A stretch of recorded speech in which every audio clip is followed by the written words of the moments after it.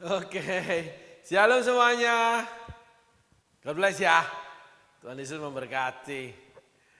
Nah, kita udah masuk ke sesi yang pertama, part ketiga ya saudaraku.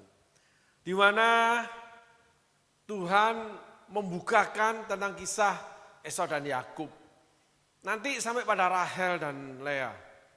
Bagaimana orang-orang yang mendapat privilege dari Tuhan, yang hidup manja, dengan orang-orang yang berjuang. Hasilnya yang berjuang itu yang menang. Yang hidup manja itu cuma dimenangkan oleh anak privilege. Ada orang-orang pintar itu akhirnya tidak bisa mencapai puncak daripada hasil yang seharusnya dihasilkan dari kepandaian yang dia miliki. Tapi ada orang yang biasa tapi berjuang sampai dia mencapai titik tertinggi yang seharusnya dia nggak mampu. Sebagai contoh, ada kisah dari seseorang yang sekolah itu kumlot. Sampai lulus S2 dari universitas terkemuka di Indonesia, itu lulusan terbaik masuk ke majalah atau ke koran pada saat itu, saudaraku. Berarti orang ini pintar sekali. Lalu ada juga seseorang yang suami istri itu yang lulus kumlot, saudaraku. Dengan IPK yang sangat tinggi, saudaraku. 3,97, 3,98 kalau nggak salah. Saudaraku. Mereka kumlot. Tetapi yang pertama itu tidak berhasil. Kenapa? Karena setiap kali bekerja, dia tidak betah dengan tekanan. Orang tuanya kebetulan orang tua yang berhasil, bekerja di perusahaan, punya jabatan yang penting, perusahaan yang besar, ya, yang dekat sekali dengan owner dan punya pengaruh besar. Sehingga untuk anaknya yang lulusan kumlot ini diberikan jalan untuk bekerja di sebuah perusahaan yang besar. Nah, ketika bekerja, situasi pekerjaan, orang-orang di pekerjaan itu tidak mengenal ayahnya. Dia kumlot, dia pinter, sampai pada titik ditempatkan perusahaan di posisi yang penting, saudaraku. Di mana akhirnya menjadi auditor yang diutus untuk memeriksa keuangan perusahaan di cabang-cabang daerah-daerah, itu saudaraku. Tapi tiba-tiba meminta ayahnya, dia mengajukan diri keluar dari perusahaan itu. Sampai beberapa tempat, di mana akhirnya ayahnya berbicara bahwa anaknya ini troublemaker. Orang yang pintar, tapi nggak pintar menempatkan hidup, nggak pintar menempatkan dirinya. Ada tinggi hati. Sehingga akhirnya dibukalah jalan oleh ayahnya. Kan ayahnya terus nih, untuk bekerja menjadi supplier di mall-mall besar. Karena orang tua punya pengaruh dan punya modal, jadilah dia menjadi distributor gitu. Atau menjadi supplier bagi perusahaan tertentu. Masuk perusahaan di mana ayahnya memimpin. Seumur hidup ini anak tidak pernah berkembang. Sampai punya anak yang cukup besar. Jadi ya tetap di pekerjaan yang dibukakan oleh ayahnya. Enggak pernah mengembangkan diri, saudaraku. Mencapai titik tertentu sesuai dengan kepandaian atau ilmu yang dia miliki. Itu saudaraku. Nah, ada lagi pasang suami istri yang kumlot. Berhasil, pintar saudaraku sekolah. Lalu pekerjaan melambung sebentar lalu jatuh. Kenapa?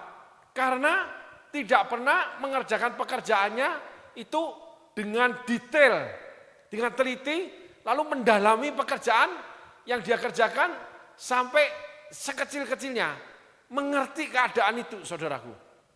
Sehingga banyak kali mengambil keputusan yang salah, membuat usaha pekerjaan yang dirintisnya jatuh terlilit hutang yang besar, saudaraku. Dan punya mental yang tidak baik, perkara keuangan, karakternya tidak baik, saudaraku. Ada lagi orang yang nggak sekolah, pintar, tetapi rumah tangganya hancur, lalu di dalam keuangan itu, di dalam pekerjaan banyak dibenci orang, saudaraku. Karena karakter mengelola keuangannya yang tidak baik. Itu saudaraku. Nah, ada lagi anak orang yang biasa-biasa. Sekolah lulus ditopang oleh keluarga yang lain. Lalu secara acak apply pekerjaan di perusahaan. Lalu diterima di perusahaan yang besar, saudaraku. Nah, orang ini rajin bekerja, tekun, baik kondisi pekerjaannya, sehingga sampai mencapai level tertentu di mana anak orang biasa ini yang tidak fasih bahasa Inggris dikirim ke luar negeri untuk utusan perusahaan dengan kepada cabang-cabang yang di luar negeri. Itu saudaraku. Posisi jabatan pekerjaan itu tidak sesuai dengan kepandaian dia, tapi dia melebihi daripada yang seharusnya dia dapat. Ada yang punya kepandaian melebihi yang didapatkan banyak orang, tetapi kehidupannya di bawah daripada kepandaiannya, saudaraku. Orang-orang yang mendapatkan privilege hidup, orang-orang yang mendapat fasilitas hidup, seringkali tercebur dalam kemanjaan, lalu banyak mengalami kegagalan hidup. Orang-orang yang pintar, ya orang-orang yang punya talenta khusus, termasuk para pelukis, termasuk Van Gogh. Orang-orang yang karyanya dihargai luar biasa, tapi mati gara-gara kesehatan, rumah tangga berantakan. Apakah itu yang dinamakan keberhasilan hidup? Apakah punya IPK tinggi itu keberhasilan hidup? Punya perusahaan besar itu keberhasilan hidup? Steve Jobs menuliskan, kalau boleh saya mengulang kehidupan saya akan mengajarkan anak-anak saya tidak untuk menjadi orang berhasil, tapi menjadi orang yang berbahagia. Salah satu ada 5 materi yang dituliskan.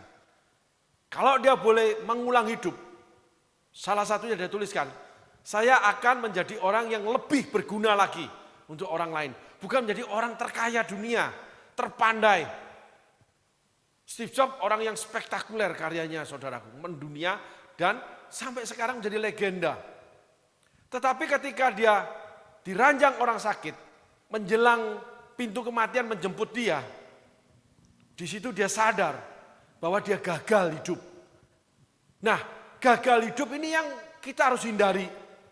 Gagal hidup ini yang disediakan Allah melalui terang firman Tuhan. Saul gagal hidup, berhasil menjadi raja yang berperang memenangkan setiap peperangan dengan bangsa-bangsa di tanah Kanaan. Tapi dia gagal hidup di dalam perjalanan bersama Allah. Dia berhasil di dalam membangun rumah tangga, nggak ada skandal. Tidak seperti Daud. Dia berhasil membangun kerajaan Israel pertama kali. Seorang raja, founding father. Fondasi kerajaan dia yang meletakkan. Tidak terkalahkan pertempuran, selalu menang. Ketika mau mati aja dia dikalahkan orang Filistin. Anak-anaknya menjadi panglima perang yang gagah perkasa. Anak-anak perempuannya penurut-penurut. Panglimanya dia sangat setia. Abner bin Ner. Sepertinya tidak ada yang salah, tapi dia gagal pulang ke surga. Bahkan dia mati, bunuh diri. Orang yang cakap, orang yang punya talenta, orang yang punya privilege Allah, lengkap Saul itu. Dia dipilih Allah menjadi raja, dia punya kemampuan sebagai seorang raja, dia punya kepandaian membangun kerajaan. Lalu hidupnya itu tenang, tentram bersama keluarga. Tetapi Saul gagal berjalan di dalam kehendak Allah. Saul punya hati memberontak terhadap Allah. Karakter memberontak tidak bisa diperbarui. Saul gagal masuk ke surga. Daud orang yang dapat privilege Allah, orang yang dikirimkan panglima-panglima, orang yang menaklukkan bukan memenangkan kerajaan-kerajaan di Timur Tengah, orang yang ditakuti gagah perkasa sama dengan Saul. Daud pandai berperang. Tuhan Allah mengajar aku mengangkat busur, strategi dan sebagainya, pintar, cerdik. Akhirnya tercebur dalam kejahatan, licik. Tetapi Daud gagal dengan keluarga. Daud gagal dengan para panglima. Daud mati dalam sakit. Apakah itu kebahagiaan? Apakah itu keberhasilan? Musa meninggalkan Sifora istrinya untuk melayani Tuhan di padang gurun. Sampai mertua mengirimkan istri. Diingatkan.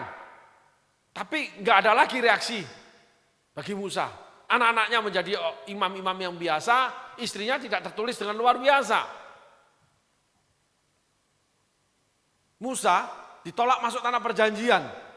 Apakah itu keberhasilan? Alkitab mencatat lengkap paket komplit orang-orang yang mendapatkan privilege Allah. Tetapi di sana ada juga tercatat yang namanya kegagalan setiap tokoh Alkitab. Di mana terang firman Tuhan akan menerangi, menceritakan, membukakan, menginspirasi kita untuk belajar. Bukan hanya kebaikan, kehebatan yang Allah berikan. Tetapi bagaimana perjalanan kita harus menghindarkan kegagalan. Kita menghindarkan untuk mengulang kesalahan. Kita harus berjuang. Alkitab mengajarkan banyak hal, saudaraku. Di mana mengajarkan kita hidup. Bagaimana hidup yang dikenan Allah. Jadi bukan berhasil menjadi pengusaha sukses. Hamba Tuhan yang dipakai luar biasa, punya gereja mega church, punya ribuan cabang gereja, mati ditolak anak. Anak, kakak, beradik, mantu, semua ribut. Lalu membangun gereja masing-masing, terpecah-pecah, enggak karuan kerajaan Allah. Orang tua dengan anak. Apakah itu kehidupan yang diinginkan Tuhan? Tentu tidak. Itulah kehidupan Yakub. Orang yang menjadi paling kaya, kakeknya paling kaya, bapaknya paling kaya, dia paling kaya. Tapi anak cucunya menjadi budak 400 tahun. Banyak yang mati dalam kemiskinan. Apakah itu kehendak Tuhan? Sehingga orang yang dipilih Allah, dibuat Allah berhasil, anak cucunya dibuat miskin. Tentu tidak. Ada rahasia-rahasia terang firman Tuhan, di mana terang itu menerangi kita. Kita akan melihat kegelapan kita. Terang itu bukan hanya menuntun jalan kita, tapi akan menerangi kegelapan kita. Karakter yang salah, perbuatan masa lalu yang salah, menetapkan masa depan yang salah, yang diperbuat sekarang yang salah. Karena selalu ada bayangan kegelapan, saudaraku. Itulah gunanya terang. Di mana bayangan kegelapan itu akan mengikut kita. Karakter masa lalu, keinginan masa sekarang, termasuk keinginan-keinginan yang dibangun untuk masa depan. Yang tidak selaras dengan firman Tuhan, yang tidak sesuai dengan kehendak Allah. Di mana Allah mengajarkan melalui firman Tuhan. Yang harus terus kita bergumul, lalu diterangi Roh Kudus. Di mana kegagalan demi kegagalan kita harus belajar untuk berhasil sesuai kehendak Allah. Tidak semua menjadi Salomo, tidak semua menjadi Saul, tidak semua menjadi Daud. Ada yang menjadi namanya Nathan, ada yang namanya Elia, ada yang namanya Yeremia, ada yang namanya Daniel. Daniel, nabi yang diletakkan di kerajaan. Yeremia, nabi jalanan. Yeskel sebagai gembala di Babel, di tempat orang-orang Israel dibuang. Elia diutus ke Raja Ahab, hampir dibunuh oleh Isabel. Nathan diutus Daud lalu tinggal di istana Daud. Berbagai macam penetapan Tuhan untuk panggilan-panggilan yang ditetapkan bagi setiap anak-anaknya untuk berkarya. Tetapi hidup itu adalah panggilan pribadi. Hidup yang sesuai firman Tuhan itu adalah panggilan Tuhan untuk kehidupan kita.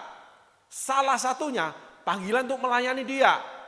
Tetapi kehidupan untuk menjadi terang, untuk yang menerangi oleh karena terang Tuhan, oleh karena firman Tuhan. Itu berbeda. Setiap langkahku dipimpin oleh Tuhan. Itu berbeda. Punya hati yang mau dipimpin. Yosua taat terhadap Musa 40 tahun sebagai bujang. Nggak mimpi jadi pemimpin. Jadi babu, jadi jongos, jadi kacung, jadi pesuruh, jadi pelayan, jadi ART. Apalagi 40 tahun melayani Musa.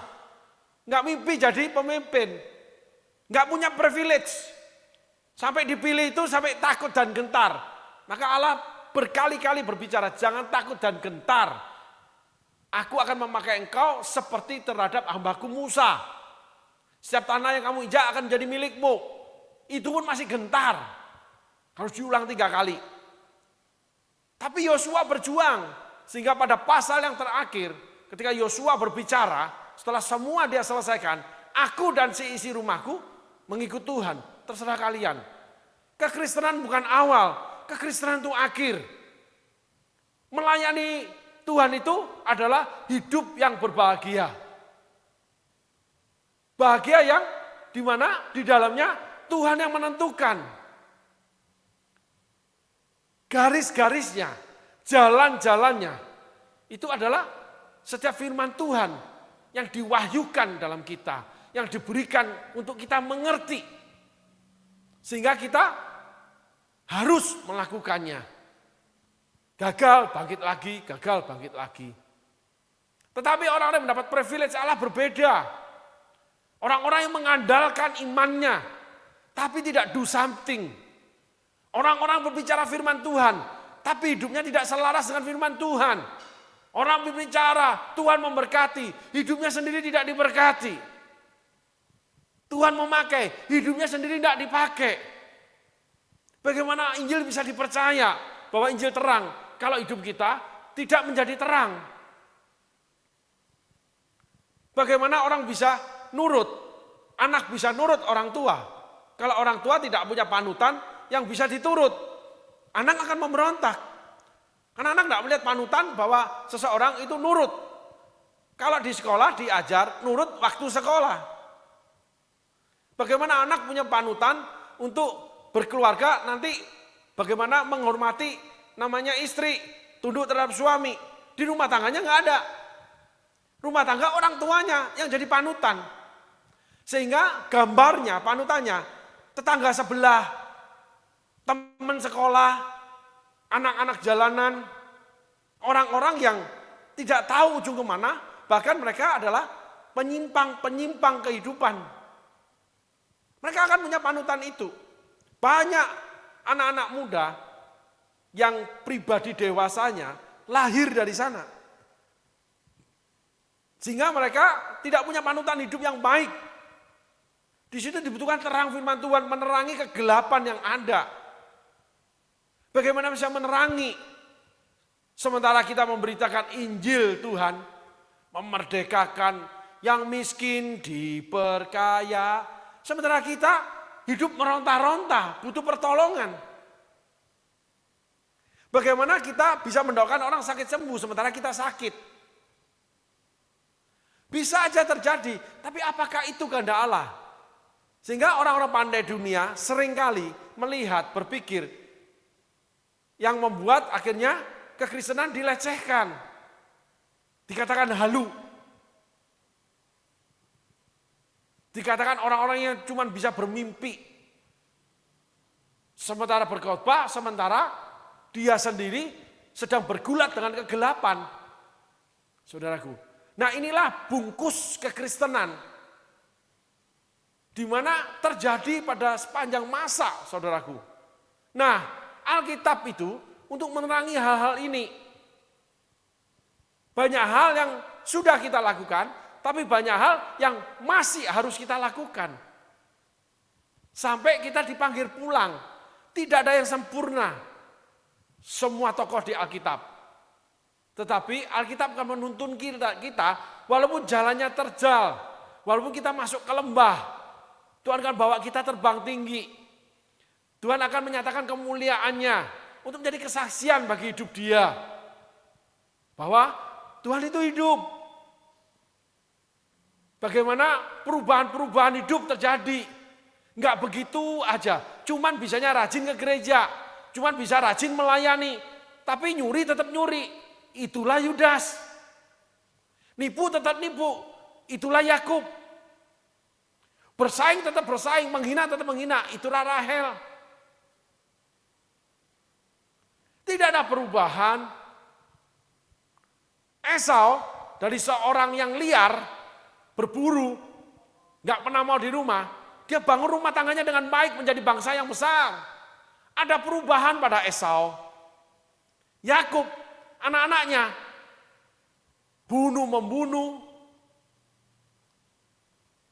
Lalu pelacuran. Rusak anak-anaknya. Karena gambar yang dilihat oleh anak-anaknya. Bagaimana tidak? Pertengkaran dengan ibu yang pertama dengan ibu kedua. Otomatis mempengaruhi anak-anak yang dilahirkan. Mama menceritakan tentang mama yang pertama, mama kedua. Anak diracuni. Dengan cerita-cerita yang tidak sewajarnya, belum lagi berantem. Kalau boleh saya gambarkan bertetangga. Dua istri dikasih dua rumah bertetangga. Kalau lagi marah-marahan gimana? Padahal kakak beradik, satu jelek, satu cantik. Tapi akhirnya yang jelek, yang menang. Karena tidak dapat privilege, dia berjuang, dia berdoa kepada Tuhan. Minta, mandul, minta anak, berdoa. Bagaimana Lea berjuang, lalu Lea juga berjuang untuk dicintai Yakub. Sampai Yakub mengatakan bahwa Lea lebih baik daripada Rahel.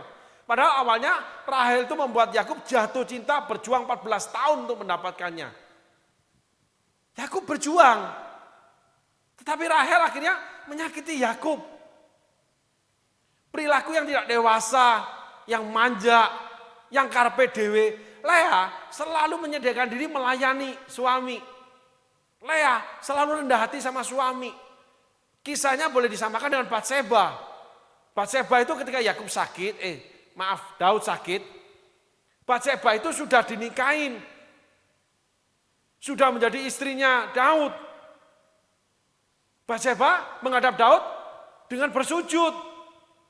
Kalau anak Saul tidak, Mikal menghina Daud, mengata-ngatai Daud. Anak orang kaya, anak pembesar, manja, punya backing. Fasilitas membunuh kreativitas. Fasilitas membuat kita kerdil dalam segala hal. Perjuangan itu akan mendewasakan kita. Perjuangan akan menumbuhkan segala pengetahuan dan lain-lainnya. Kisah Yakub, Esau, Rahel, Lea itu akan mendewasakan kita. Bahwa hidup bersama Tuhan tidak boleh manja. Kita walaupun diberikan fasilitas Tuhan, ingat, setan mengintip depan pintu. Walaupun hidup di Taman Eden, ular nangkring di pohon. Kain, setan udah mengintip depan pintu hatimu. Dosa sudah ada di pintu hatimu. Kamu harus urus itu. Kain tetap lakukan, manja. Karena anak sulung. Kayak Esau di awal. Kain dibuang di bumi. Coba saudara renungkan ini. Sehingga kita temui di ayat yang kita baca yang kemarin bahwa Tuhan memperlihatkan terhadap Yakub orang harus menggulingkan batu, besar batunya untuk supaya kambing domba bisa minum air. Tuhan kasih pelajaran pertama dengan cara Yakub lari, takut dibunuh Esau, tapi tidak tertulis Esau mengangkat pedang. Orang tuanya yang khawatir, tahu karakter Esau. Tapi cerita akhirnya menunjukkan Esau itu mengasihi Yakub. Orang-orang kasar itu tidak menyatakan hatinya tidak penuh welas asih. Orang-orang yang ganas, liar, tidak menyatakan hatinya tidak mengasihi anak-anaknya. Enggak. Seringkali orang-orang yang terlihat manis, tapi anak-anaknya itu dipaksa menjadi sesuai dengan kehendaknya. Dia yang membentuk anak-anaknya. Karena itu yang terbaik menurut dia. Sehingga banyak anak-anak yang lari. Anak-anak yang akhirnya cuma menjalankan kehidupan. Kenapa kamu jadi dokter? Kenapa kamu nerusin usaha ayahmu? Kenapa kamu jadi hamba Tuhan? Karena disuruh papa. Menjadi kerdil. Gak punya wawasan. Gak bisa mengembangkan diri. Itulah Yakub. Dalam proteksi Allah. Setiap sumur digali, keluar airnya berhasil menjadi kaya. Tetapi Yakub gak punya 80 orang yang mengalahkan 4-5 raja. Ketika Lot diculik, ditawan. Yakub hidup dalam privilege. Kelebihan yang Allah beri. Tapi Yakub menjadi kerdil dalam karya-karyanya. Yang akhirnya menyatakan karakternya. Penipu tetap ada. Karakter yang lama terus melekat. Tidak ada perubahan. Kalau Esau tidak berubah. Dan hasil karyanya jelas. Menjadi bangsa yang besar. Dimulai dari anak-anaknya Esau. Esau mendidik anaknya dengan baik. Belajar dari orang tua yang salah. Esau berubah. Karena berjuang. Dia sendiri. Sehingga kita menemukan perjuangan. Menjadikan manusia itu dewasa. Privilege, fasilitas, proteksi, kemewahan, kekuasaan. Membuat manusia menjadi kerdil. Sehingga Allah mengizinkan manusia-manusia membuat keputusan untuk hidup. Menjadi kerdil atau menjadi dewasa. Menjadi berhasil seturut kehendak Allah atau seturut kehendaknya sendiri. Ingin menjadi seperti si A, si B, si C. Punya pekerjaan seperti A, B, C, D. Punya pelayanan yang megahnya B, C, D.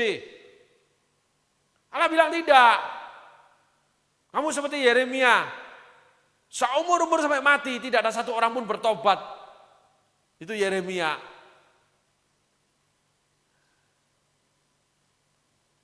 Yehezkiel diletakkan di tengah-tengah budak. Bangsa Israel ditawan 70 tahun di Babel. Menjadi gembalanya. Gembala orang miskin, gembala orang gagal, gembala orang narkoba. Gak ada kemegahan. Gereja tengah kampung. Pelayanan di penjara dan sebagainya.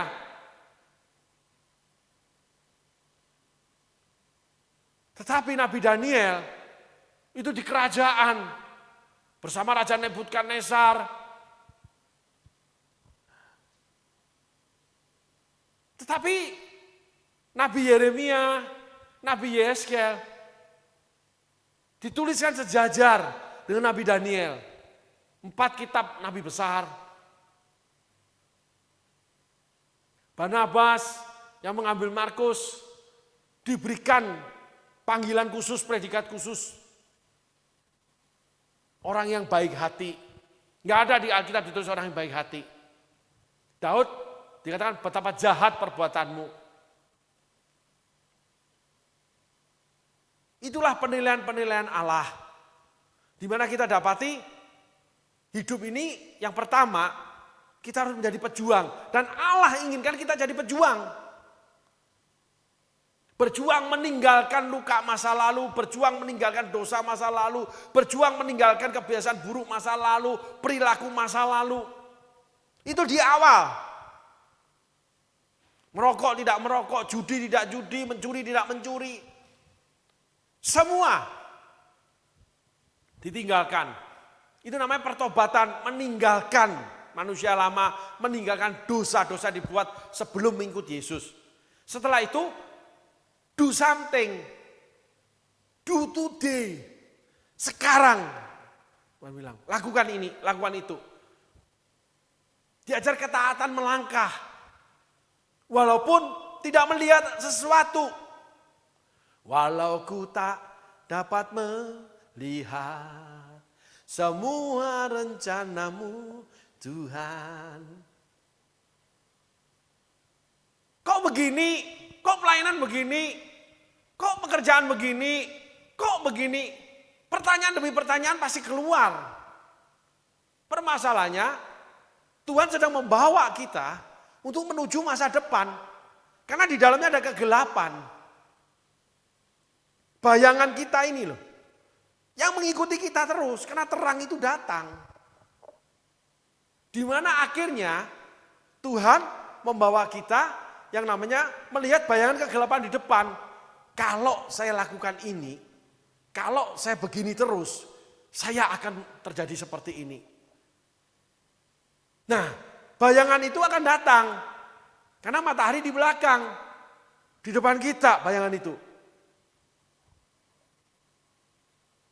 Nah itu yang Allah tunjukkan kita harus hindari. Pernah terjungkal lagi. Itulah Yakub. Yakub menipu lagi. Ketemu Rahel Lea, berantem lagi dua-duanya. Hidup Yakub pusing. Sekali saudara berdusta, saudara membangun dusta selanjutnya. Untuk tetap menyatakan dusta yang saudara lakukan sebelumnya, itu benar. Terus menyokong, menopang dusta itu. Sampai akhirnya terbongkarlah bahwa itu dusta. Karena terlalu banyak dusta yang diberikan, akhirnya lupa. Ketemu orang-orang yang detail, yang teliti. Lalu menyatakan statementnya, menyatakan pendapatnya, menanyakan. Akhirnya nggak bisa membangun lagi. Itulah Yakub. Dia tidak bisa membangun lagi keluarganya. Dari kedua istrinya. Kekeh. Itulah Daud. Yang akhirnya terjadi saling bunuh di keluarga. Kekeh. Dengan keinginannya sendiri. Nak mau belajar, memperbaiki diri.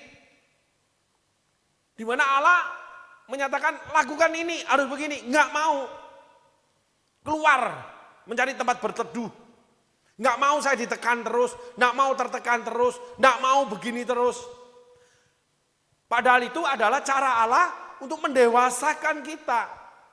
Untuk mengubahkan karakter kita. Untuk mengenal kebenaran Allah. Sehingga kita pasti selalu memilih kebenaran Allah. Itulah Yesus. Yesus selalu memilih kebenaran Allah. Paulus juga sama. Dia tetap menuju ke tempat di mana Allah nyatakan dia harus ke sana. Sementara penjara menanti dia. Memilih kehendak Allah. Itu adalah akhir dari segala sesuatu kegelapan yang Allah nyatakan. Nah terang Allah, kehendak Allah yang kita pilih, itu akan menyinari kegelapan.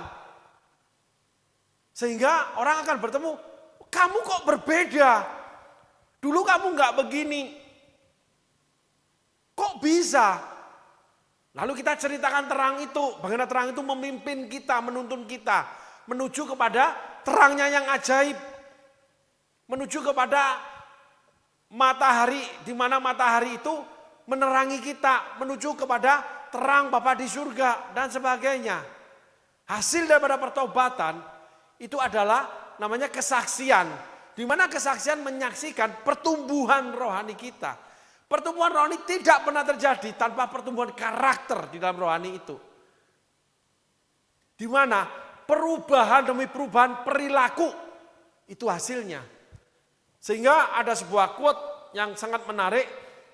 perbuatanmu berbicara lebih keras daripada perkataanmu.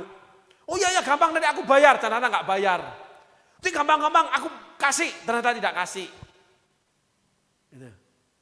Perbuatanmu berbicara lebih keras daripada berita Injilmu.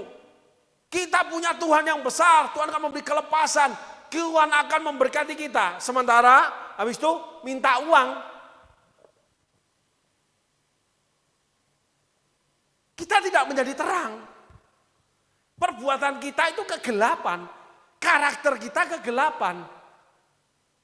Berarti pertumbuhan rohani kita ini gelap. Nggak pernah berubah.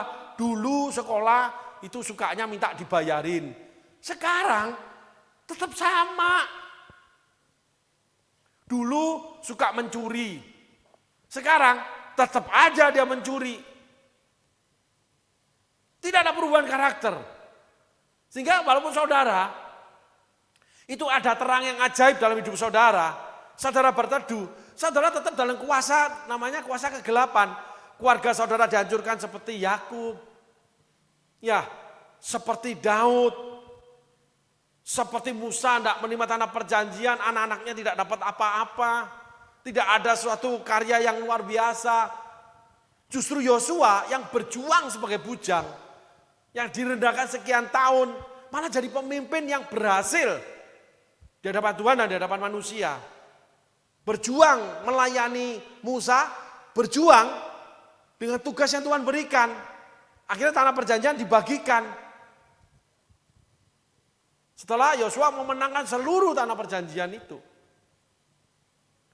Paulus, penulis buku terbanyak di Alkitab, berjuang memberitakan Injil, tahu penjara menanti, tetap on proses. Setelah itu, Paulus bertumbuh dalam kasih karunia Allah. Tulisan Paulus dibuat dasar tata laksana gereja sampai sekarang. Bagaimana diakan, penilik jemaat, aturan-aturan, bahkan tentang persembahan. Jangan memberangus mulut lembu mengirik, seorang penginjil hidup daripada berita Injilnya, seorang gembala hidup dari susu dombanya, seseorang membawa harta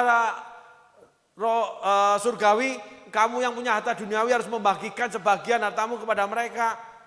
Ada tata laksana pelayanan sampai hari ini. Dan itu tercatat di Alkitab. Ketika Paulus di penjara, berjuang dia. Sehingga hidup mengikut Tuhan itu adalah sebuah perjuangan. Yakub berjuang untuk mendapatkan keinginan hatinya. Berbeda sekali saudaraku. Kita mulai masuk ke dalaman nih. Yakub berjuang untuk memperoleh yang diingini hatinya. Esau berjuang karena terbuang. Yakub berjuang untuk mendapatkan hak sulung, menipu kakaknya. Yakub berjuang untuk mendapatkan Rahel. Yakub akhirnya dibawa ke Mesir.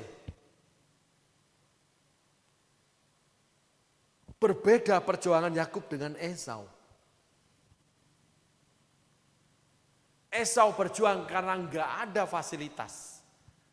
Yakub berjuang itu karena ada namanya Laban. Keluarga.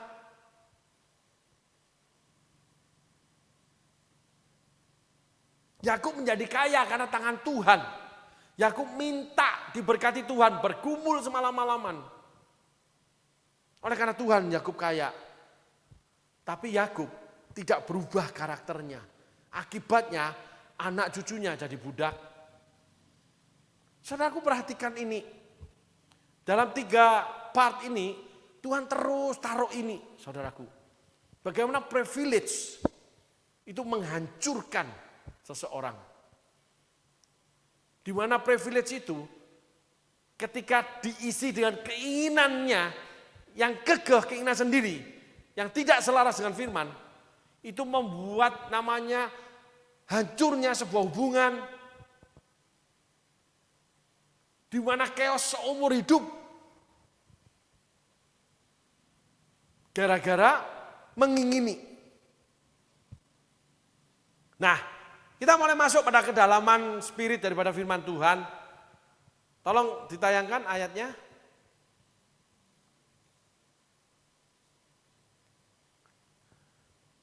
Dan apabila segala kumpulan kambing domba itu digiring berkumpul ke sana, maka gembala-gembala menggulingkan batu itu dari mulut sumur.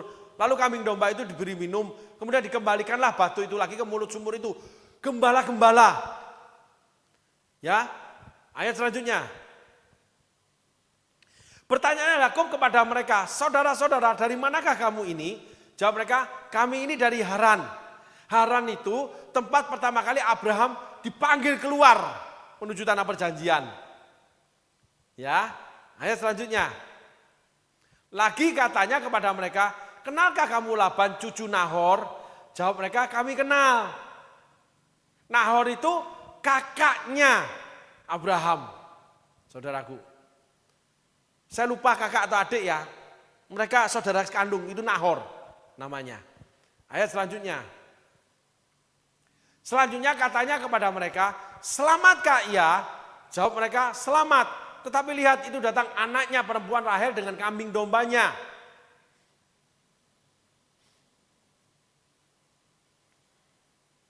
Lalu kata Yakub, hari masih siang belum waktunya untuk mengumpulkan ternak. Berilah minum kambing dombamu itu, kemudian pergilah mengembalakannya lagi. Ayat selanjutnya. Tetapi jawab mereka, kami tidak dapat melakukan itu selama segala kumpulan binatang itu belum berkumpul. Barulah batu itu digulingkan dari mulut sumur dan kami memberi minum kambing domba kami.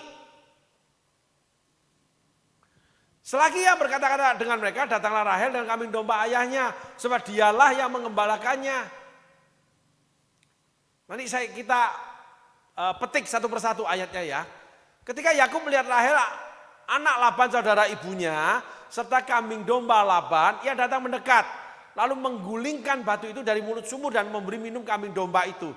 Saudara perhatikan, tadi yang di ayat sebelumnya, bahwa gembala-gembala itu menggulingkan batu. Yakub menggulingkan batu untuk Rahel. Ada satu perubahan di Yakub. Ketika Yakub dibuang dari orang tuanya, nggak dapat fasilitas dari mama, hidup sendiri. Yakub berubah. Dia dorong itu batu. Yuk kita kembali kepada ayat gembala-gembala yang menggulingkan batu.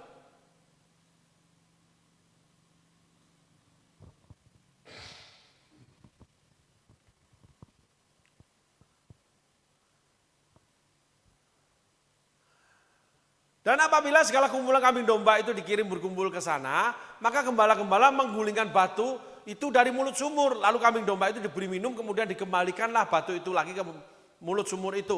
Kita perhatikan satu persatu ayatnya ya. Ayat selanjutnya. Pertanyaan Yakub pada mereka, saudara-saudara, dari manakah kamu ini? Jawab mereka, kami ini dari Haran, tempat asal muasal Abraham. Abraham dengan Sarai itu bersaudara, saudaraku. Abraham dan Sarah itu bersaudara. Terus mereka lain ibu, saudaraku.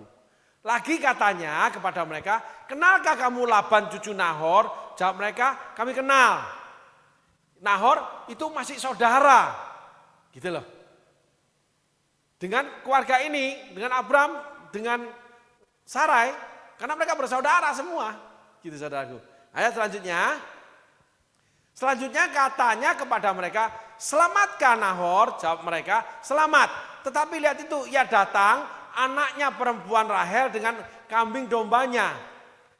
Nah, kita balik ke ayat 5. Lagi katanya kepada mereka, kenalkah kamu Laban cucu Nahor? Jawab mereka, kami kenal. Ayat 6, katanya kepada mereka, selamatkah ia? Nahor itu selamat, Laban itu selamat. Jawab mereka, selamat, tetapi lihat, itu datang anaknya perempuan Rahel dengan kambing dombanya. Berarti itu mereka masih bersaudara, karena saudara dari ibunya.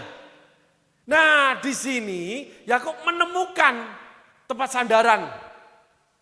Udah ketemu nih, sesuai pesan orang tua. Sehingga dia menggulingkan batu itu. Dia itu bermuka-muka, dia berikan yang namanya madunya. Belum ketemu yang namanya tawonnya, saudaraku, lebahnya. Lihat, langsung nampak bahwa Yakub kelihatan melakukan yang terbaik. Tapi akhirnya dia mencuri domba kambingnya Laban. Yang namanya anaknya Laban dipengaruhi sama dia. Yakub melakukan kecurangan, mempengaruhi istrinya juga setuju dengan kecurangannya. Berkoalisi, berkolaborasi mereka. Sepertinya benar, banyak cerita seperti itu. Sepertinya benar, reaksi. Karena memang itu sebuah kesalahan menurut pandangan. Tetapi ketika berkoalisi, terus menyatakan masalah itu benar, tidak punya pendirian sendiri-sendiri, tanpa Tuhan di dalamnya. Catat, saudaraku. Rasul Petrus, Rasul Yakobus, Rasul Yohanes ngomong, keputusan kami dan keputusan Roh Kudus, 3 hal tidak boleh dimakan. Paulus mendapat arahan orang Makedonia memanggil. Yusuf mendapat mimpi. Ketika tidak ada pengesahan Roh Kudus, hati-hati. Itu bisa salah loh. Yakub mencuri dengan namanya domba, kambing, totol-totol. Dia kasih ranting, kasih kayu. Sehingga makin bertambah kayalah Yakub. Laban tersaingi. Tapi Laban nggak tahu kalau dia dibohongin, ditipu. Karena Laban bicara, kalau lahir totol-totol, belang-belang, yang bintik-bintik punyamu. Tapi Yakub punya teknologi di mana yang domba-domba, kambing-kambing yang sehat, yang bagus-bagus, itu ketika kawin diberikan sistem di mana ranting dan sebagainya membuat anak mereka itu bintik-bintik, totol-totol, atau belang-belang. Milik Yakub. Laban nggak tahu. Harta yang ditanam, yang didapatkan dari penipuan akan menuai penipuan. Apa yang kita tabur akan kita tuai. Walaupun orang nggak tahu. Walaupun yang kamu bohongi tidak tahu. Yang kamu kerjain tidak tahu. Tapi ingat, sepasang mata yang maha tahu sedang mengawasi kamu. Yudan mencuri, nggak ada yang tahu. Sepasang mata itu tahu. Dan dituntunlah namanya Yohanes. Maka ditulis di kitab Yohanes. Bahwa sesungguhnya Yudas sering mencuri uang kas. Nggak ada yang tahu. Yesus juga nggak ngomong. Hati-hati saudaraku. Ketika tidak ada pengesahan Roh Kudus. Tidak ada yang namanya suara Tuhan itu mendukung, menopang saudara melakukan sesuatu. Apalagi saudara berkoalisi. Bisa salah loh itu. Keputusan kami dan keputusan Roh Kudus. Makedonia memanggil. Nah ini penting saudaraku. Bagaimana hidup ketika terang firman Tuhan datang. Lalu menuntun kita. Kita akan melihat kegelapan itu. Kita nggak akan bisa mau mengambil kegelapan itu. Nah kegelapan itu akan hilang ketika saudara berteduh. Ada sesuatu yang menutupi terang itu. Sehingga membuat kegelapan saudara nggak ada. Coba saudara siang tengah hari, wih ada bayangan gelap. Lalu saudara di bawah pohon, di bawah atap rumah, di bawah kemah. Saudara nggak akan ada kegelapan di bawah saudara. Saudara sedang berada di bawah kegelapan. Terang firman Tuhan terhalang.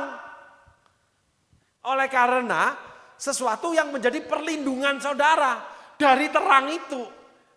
Sebenarnya saudara tidak mau mendapatkan terang itu. Dengan argumentasi. Itulah Adam dan Hawa. Kamu makan buah terlarang, perempuan yang kamu beri. Lah ditanya makan enggak perempuan kamu beri. Argumentasi. Membalikan keadaan bahwa orang lain yang salah. Perempuan yang kamu beri, kamu salah ngasih perempuan ini. Gitu. Padahal Allah berbicara enggak boleh buah dimakan itu. Ketika Hawa belum ada. Ada masih sendiri, belum dibangun Hawa itu. Lalu perempuan itu, kenapa kamu makan buah itu? Ular ini. Udah selesai. Dua-duanya diusir dari Taman Eden. Allah tidak membutuhkan perbantahan. Allah tidak akan mengikuti perbantahan. Allah tidak akan diskusi dengan kamu. Allah sudah menetapkan perjanjiannya. Allah menetapkan langkahnya. Allah tegak berdiri.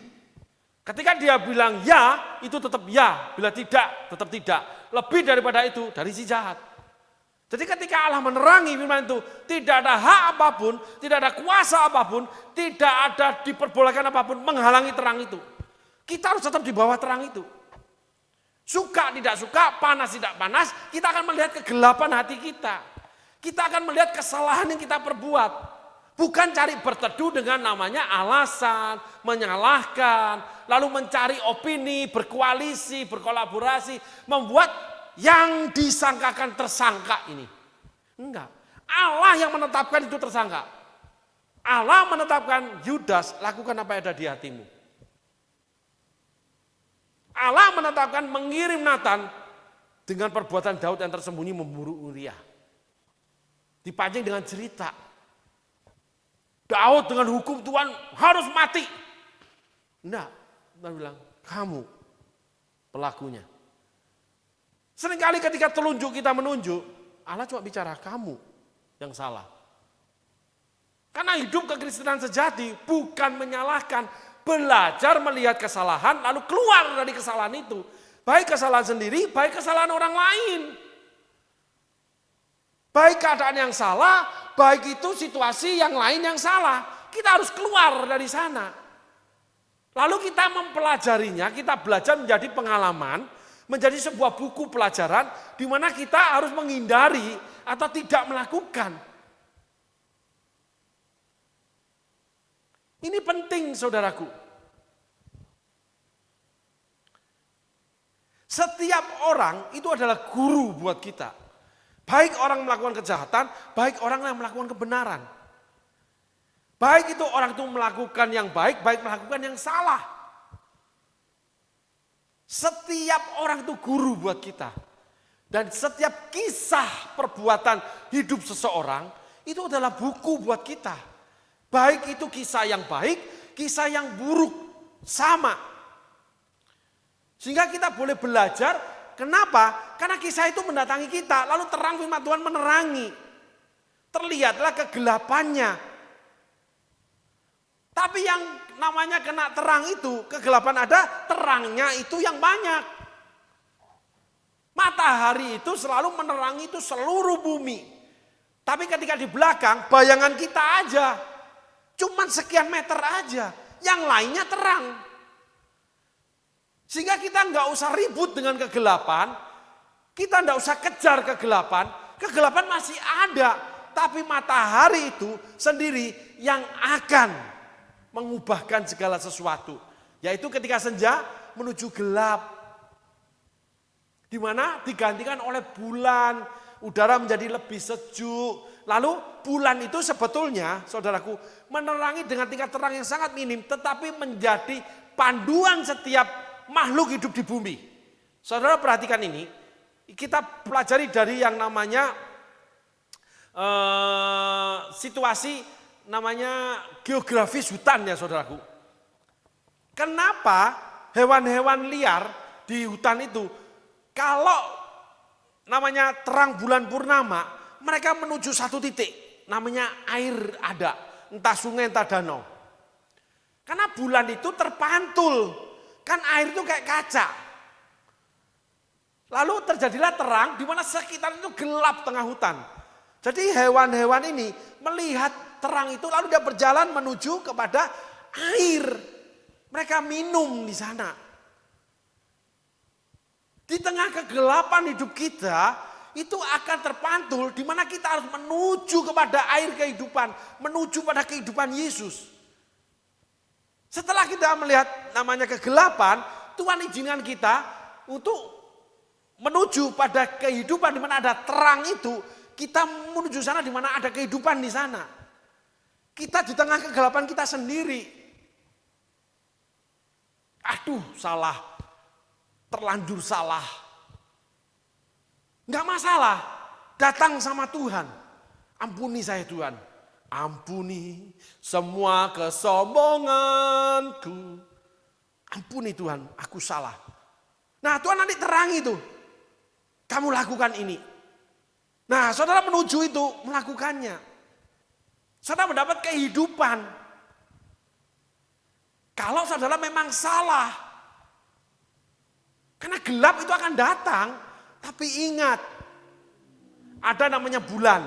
Yang kedua, kalau tidak ada awan, tidak ada hujan, itu ada bintang. Bintang itu lambang setiap orang yang dipakai Tuhan. Ingat orang Majus, menemukan Yesus. Ada alat-alat Tuhan di mana saudara bisa menemukan kehidupan, bisa menemukan Yesus. Walaupun saudara bisa hidup dalam salah. Ketika sudah terlanjur salah, saudara mencari Tuhan. Tuhan sediakan bulan dengan pantulan sinarnya di air antara sungai, danau atau apapun. Saudara bisa menuju ke sana karena di sana ada kehidupan. Saudara jatuh miskin, saudara jatuh tidak punya, jatuh apapun. Saudara lihat terang itu. Saudara menuju kepada terang itu. Yang kedua, saudara bisa ketemu dengan namanya bayinya Yesus. Dengan sesuatu keselamatan yang Tuhan beri. Mungkin memulai dari awal. Mungkin harus restart lagi. Apapun itu. Tapi itu bintang. Jadi saudara harus belajar mengenal bintang. Orang Majus mengerti ilmu perbintangan. Saudara harus mengerti apa yang Tuhan suarakan di pengkhotbah-pengkhotbah, di pengajar-pengajar. Saudara belajar menangkap pesan Tuhan. Saudara nggak bisa seperti Esau memandang rendah hak kesulungan. Orang khotbah nggak didengerin, orang khotbah disepelekan, orang khotbah disimpangkan, dianiaya, dihina. Padahal firman Tuhan yang dikhotbahkan. Itu Tuhan sedang menyinari saudara. Kalau saudara lagi dalam keadaan sulit, itu sedang menerangi saudara untuk saudara menuju ke terang itu. Itu pun kalau lebih lagi saudara tersesat terlalu jauh, ada bintang. Saudara kalau sudah punya ilmu perbintangan, saudara bisa ketemu bayi Yesus. Saya terlanjur berhutang terlalu banyak. Saya terlanjur sudah lari dari pelayanan. Saya sudah terlanjur hampir bercerai. Saya sudah terlanjur begini. Tuhan akan tetap tuntun saudara. Karena Allah itu setia walaupun kita tidak setia. Yakub mulai menemukan bayi di dalam dirinya. Bahwa dia harus bekerja keras. Sampai akhirnya dia menjadi ahli peternakan. Yakub kaya dari sana. Tetapi Yakub menimba ilmu yang salah. Yaitu yang bintik-bintik loreng-loreng. Nah ini catatan keras buat kita. Pelayanan yang mencuri domba orang lain. Yang menjatuhkan pelayanan orang lain. Mengata-ngatai hamba Tuhan yang lain. Itu Yakub semua. Kita tidak pernah diperintahkan, diberi tugas untuk menjatuhkan pelayanan yang lain. Ketika Tuhan bersuara melalui suara kenabian, ketika orang tertempelak sendiri, itu Tuhan yang beracara. Bukan kita harus saling menyangga, membantah, saling mengeluarkan statement, apalagi depan publik. Ngeri saudara lihat itu. Bukannya saling melindungi. Kita diperintahkan saling melindungi, saling mengasihi. Seperti Yesus yang mengasihi kita. Petrus itu salah menyangkali Yesus. Tapi Yesus mendatangi Petrus. Enggak dikatakan kenapa kamu menyangkali aku, benar kan, benar kan, benar kan. Kan gitu. Enggak. Apakah kau mengasihi aku? Kau tahu hatiku Tuhan. Kau tahu rinduku Tuhan. Sepasang mata itu yang menilai ukuran saudara. Sepasang mata itu yang melihat apa yang saudara lakukan. Disaksikan malaikat, disaksikan setan. Pribadi-pribadi yang nggak bisa kita lihat. Tapi sepasang mata itu yang akan menghakimi saudara. Yang jahat akan menuntut saudara di hadapan Tuhan. Malaikat akan diutus untuk pertolongan buat kita. malaikat Gabriel, malaikat Mikael, dan sebagainya. Penyataan-penyataan Allah diberikan. Kalau kita ikut formasi Alkitab ya, saya bukan orang yang dipakai pelayanan malaikat. Enggak, saudaraku. Sampai hari ini, terlalu sedikit saya mengenal dunia malaikat. Tetapi ada karena tercatat. Sehingga yang tercatat aja yang menjadi terang. Entah itu matahari, jadi enggak usah menghindar. Lalu kita ketemu bulan karena ada gelap dalam hidup kita. Bulan pun kalau enggak muncul, ketemu bintang. Kalau hujan datang, berarti tanah yang kita injak akan menjadi subur. Enggak ada orang kena hujan itu mati. Akibat hujan orang bisa mati, itu air bah. Allah tidak akan membuat kematian di air bah untuk anak-anaknya. Karena dia meletakkan busur di zaman Nuh. Enggak ada namanya masalah itu mendatangi kita, itu akan membunuh kita. Masalah pekerjaan membunuh pekerjaan kita. Masalah pelayanan membunuh pelayanan kita. Masalah rumah tangga membunuh rumah tangga. Enggak ada. Justru masalah datang itu akan membuat subur. Hujan datang, tanah akan menjadi subur. Nah inilah kontekstual Alkitab. Di mana akhirnya Yakub oleh karena dia hidup dalam kegelapan, menipu kakaknya. Tuhan izinkan dia hidup berjuang. Dan yang pertama kali yang harus dia lakukan, menggulingkan batu. Tetapi karakternya tetap ada. Nah ini ketemu nih. Pertolonganku datang darimu. Pegang tanganku, jangan lepaskan. Wah ini saudara ini. Wah gue masih baik-baik nih. Langsung. Lah madu yang dikasih. Tapi setelah menikah, kan gak madu akhirnya. Setelah berjalan, Yakub tidak menemukan madu, menemukan yang namanya tawon.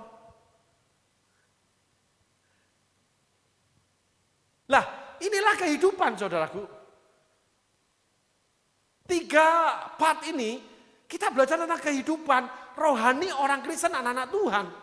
Yang semua akan mengalaminya. Yakub kena situasi hujan. Tapi tidak mengubahkan dia. Sampai akhir hidupnya Yakub juga tidak berubah kok. Esau malah yang berubah. Nah, kita belajar tentang kisah Yakub dan Esau ini dari sisi lain, saudaraku. Dari sudut pandang yang berbeda. Karakter Esau dan Yakub. Di mana yang baik kita ambil, yang buruk kita buang. Dari keduanya. Kenapa Yakub anak cucunya akhirnya menjadi budak? Kenapa anak cucunya, khususnya anak-anaknya itu dalam ribut, pembunuhan, pelacuran? Termasuk Daud. Kenapa yang berhasil seperti Saul membangun kehidupan di bumi tapi gagal masuk surga? Itulah kehidupan. Ada semak duri, ada lalang, ada pohon yang berbuah.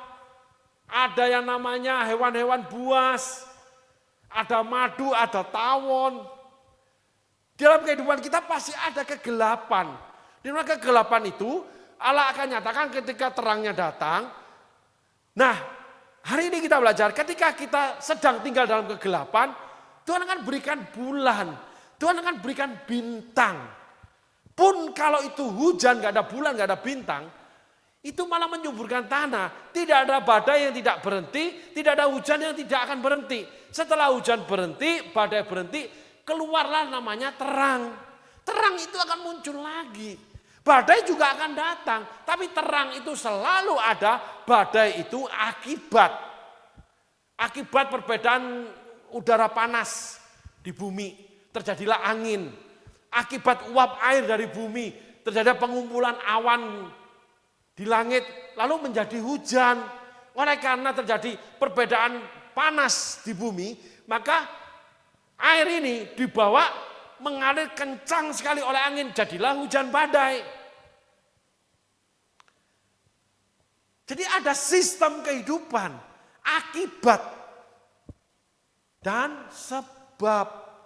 Tetapi firman Allah mematahkan semua itu. Saya ulangi. Firman Allah mematahkan semua itu.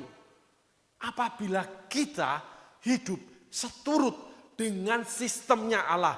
Seturut dengan firman Allah. seturut, selaras dengan ketetapan Allah. Karena kita hidup di bumi, kita nginjak di bumi. Yang dimana hujan itu membuat tanah lebih subur. Badai itu akan membawa segala sesuatu yang namanya kalau pohon itu daun-daun kering, ranting-ranting yang rapuh, semua akan disapu sama badai. Yang tinggal tetap itu yang dari kuat kebenaran. Segala sesuatu akan digoncangkan supaya tinggal tetap apa yang tidak tergoncangkan, yaitu firman Allah. Amin saudaraku. Hari ini kita belajar. Mungkin saat ini kita dalam kegelapan. Ingat ada bintang, ada bulan. Mungkin hujan deras sedang turun. Ingat setelah hujan, tanah menjadi subur. Mungkin badai datang itu menyapu semua yang rapuh. Supaya tinggal tetap yang tidak tergoncangkan. Yang pasti itu dari Tuhan. Sehingga yang tidak dari Tuhan itu disapu bersih. Dan setelah semuanya itu yang pasti dari pagi sampai namanya petang, matahari selalu terbit dari timur, tenggelam di barat. Firman Allah tidak berubah. Allah tidak pernah berubah. Allah tidak pernah berubah untuk menggantikan apa yang dia tetapkan. Tidak. Allah kuat tegak berdiri. Sehingga ketika kita mengikuti namanya terang itu, tegak berdiri, kita melihat kegelapan itu, maka terang itu akan menyinari kegelapan itu. Di mana kegelapan itu memang akibat daripada terang itu datang. Sederhana sekali. Sehingga setiap orang ketika mendapat terang, dia akan melihat kegelapan dalam dirinya. Entah itu di belakang dia yang lalu, entah di depan dia yang akan datang, entah saat ini. Kenapa saya kok tetap begini, kenapa saya tetap marah-marah, kenapa saya begini, kenapa tetap susah, kenapa saya begini, kenapa saya kok tetap kurang. Allah sedang mengajarkan saudara. Nah, kalau nggak ada terang, saudara sedang dalam kegelapan, ingat ada bulan, ada petunjuk, saudara menuju ke sana, itu ada terang. Itu ada penyediaan Allah yang sempurna, ada jalan Allah yang menuju kesempurnaan. Ada Tuhan di sana menunggu saudara dan saya. Ketika saudara jatuh dalam kesalahan, saudara cuma dapat bintang, bulan nggak ada. Saudara udah pasti harus belajar ilmu perbintangan, menemukan sesuatu yang baru Tuhan beri, menemukan bayi Kristus. Saudara akan hidup normal. 30 tahun Yesus hidup normal. Dengan orang tua yang baik, ayah yang tanggung jawab, ibu yang mengasihi anak, orang-orang yang berjuang untuk bayi ini. Saudara akan diberikan segala sesuatu, orang-orang, keadaan, apapun sekitar saudara. Orang-orang yang baik, yang berjuang untuk saudara. Bayi Yesus itu dirawat, dibesarkan, dijaga oleh ayah ibu yang baik. Dan saudara-saudara yang baik yang akhirnya menjadi hamba-hamba Tuhan, menjadi rasul-rasul Tuhan. Saudara akan berada di lingkungan yang baik, yang dijaga sendiri oleh orang-orang baik. Karena saudara menemukan bintang, saudara mengikuti bintang, mengikuti petunjuk Tuhan, mengikuti apa yang Tuhan mau. Maka lahirlah pekerjaan yang baru di tengah-tengah orang baik. Lahirlah pelayanan yang baru di tengah-tengah orang yang baik. Semuanya yang baik karena saudara mencari Tuhan dalam kegelapan yang ada di dalam diri saudara. Lalu ada lagi badai. Saudara di tengah hujan, ingat ketika hujan turun, dingin. Sendiri, semua orang nggak ada karena semua pada sembunyi, semua pada ini. Saudara nggak ada tempat berteduh, cuma di bawah pohon. Itu pun takut kena petir. Saudara dalam situasi ketakutan amat sangat. Saudara dalam situasi yang benar-benar tidak ada perlindungan. Ingat, hujan itu untuk menyuburkan tanah di mana saudara berdiri, di mana hujan itu datang. Mungkin di pekerjaan saudara, di pelayanan saudara, hidup saudara, kesehatan saudara. Malah saudara akan menjadi lebih kuat, lebih sehat. Malah pekerjaan saudara jauh lebih baik. Karena saudara sedang belajar. Tapi Allah memberi kemudahan. Allah memberikan kemurahannya.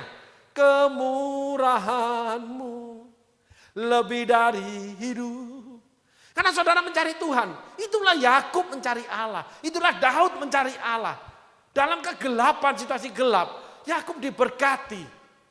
Daud diberi kemenangan sama Tuhan. Dilepaskan dari Saul, dimenangkan dalam setiap pertempuran.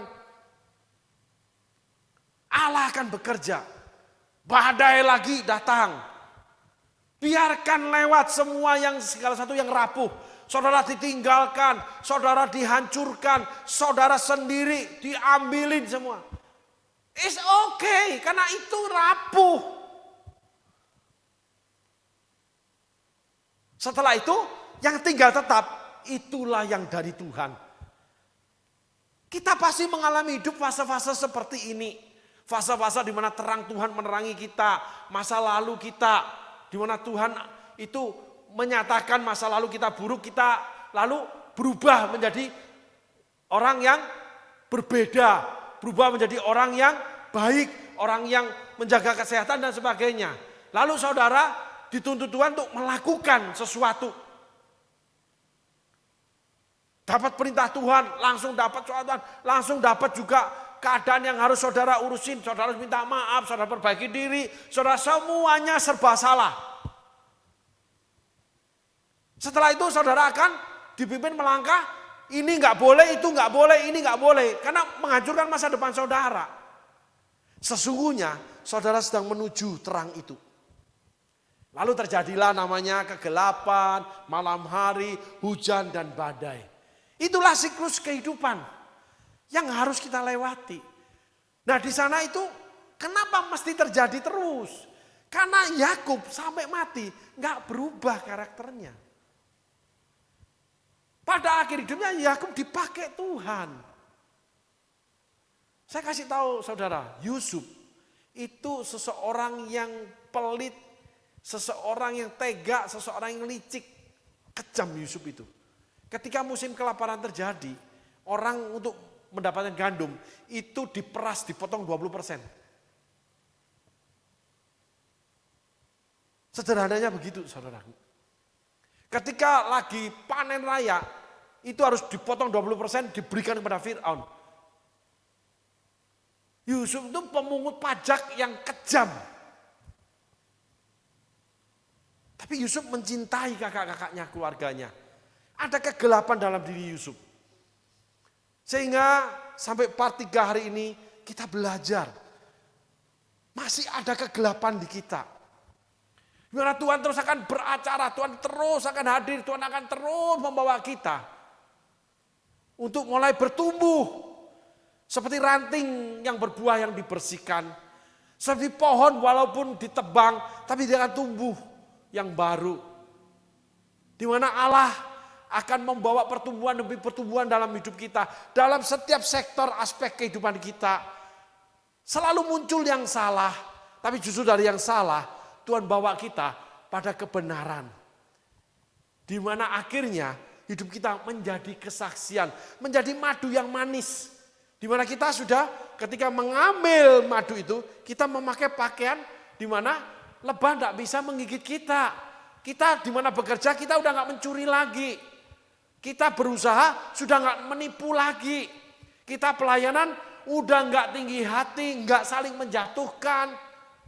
Udah berubah setia, memberi dengan kerelaan, tunduk terhadap pimpinan gereja. Sebagai istri mulai mengikuti kemauan suami, melayani suami dengan baik. Sebagai suami mulai banyak tinggal di rumah. Sebagai suami mulai banyak bersama-sama keluarga. Yang tadinya nggak pernah betah di rumah. Dan sebagainya. Tetapi kita sampai titik ini belajar, Yakub menggulingkan batu. Keluarlah namanya sikap yang berusaha baik-baik karena ingin mendapatkan madu. Ketemu tawon namanya Laban, bapaknya Rahel. Di situ Tuhan mulai proses Yakub. Kamu menipu, kamu sekarang ketemu. Kamu lebah, ketemu lebah. Kamu ketemu penipu. Belajar supaya tidak menipu kamu. Nah itulah cara Tuhan mendidik anak-anaknya. Cara Tuhan menumbuhkan anak-anaknya dari kesalahan. Salah satu caranya tuh ini. Dibawa pada cycle kehidupan di mana kejahatan mendatangi kita. Di mana kita juga berbuat jahat. Kita disadarkan kesalahan. Lalu kita menuai kesalahan kita. Tetapi terlebih semua itu. akhirnya kita menemukan terang itu. Karena terang itu selalu menyinari kita. Yesus setia tidak pernah meninggalkan kita. Tapi perbuatan kita membuat hubungan kita dengan Tuhan terhalang. Kita masuk dalam kegelapan. Tetapi apabila hati kita berseru kepada Tuhan, tetap mencari Tuhan dalam kesalahan pun, Tuhan tetap akan menyediakan kehidupan. Tuhan tetap menyediakan bayi, menyediakan sesuatu yang baru, yang baik untuk saudara dan saya. Amin saudaraku. Tuhan diberkati. Terima kasih.